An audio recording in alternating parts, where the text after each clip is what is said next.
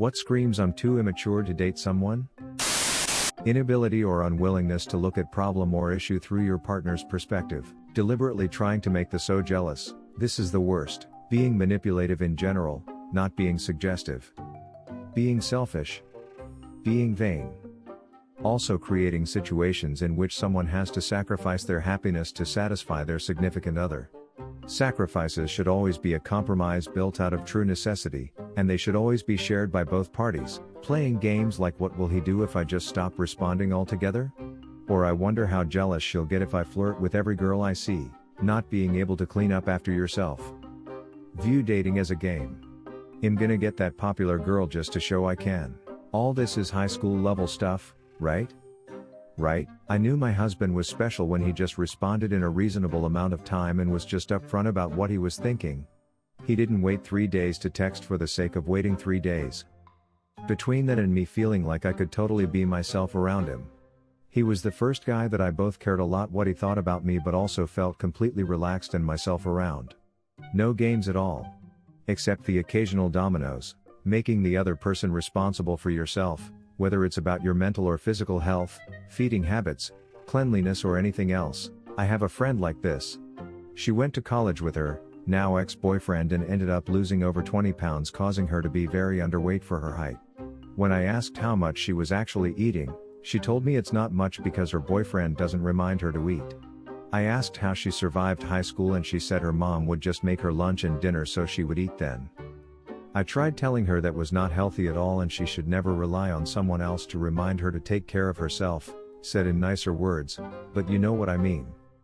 She also is constantly trying to get back with this ex even though she's told me how mentally and sometimes physically abusive he was. She just started therapy, so hopefully that helps her get out of this behavior, especially if they say something like my mood fluctuates with the well-being of my friends. I feel what they feel, so feel good for me, okay? Hesa are the types to get attached very easily and quickly. Ime too, agreeing to date someone, ghosting them for a week, then calling the person they are dating clingy for wanting to spend time with them. This is how my ex behaved. He accused me of being clingy when I just wanted to see him more than once every 2 weeks. They asked to look through your phone. Refused to compromise. Expects the other to drop their life to be with them around the clock, including friends, family and job. Constantly shares and posts things alluding to your relationship. Constantly talks about their exes.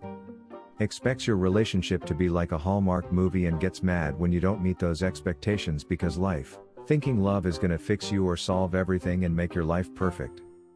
At least in my eyes, the people who have the healthiest relationships are the people who have learned to have healthy, happy single lives. That way they don't put romantic love on a weird pedestal and expect way too much of their partners. Similarly, when relationships are a hobby to you. People who are never single scream this. Yeah, a lot of perma-single people don't understand that and so won't make you happy. They can only share in your happiness with you. Relationships have their own host of problems, so if you don't have a decent handle on your own, then a relationship will be nightmarish. Yes.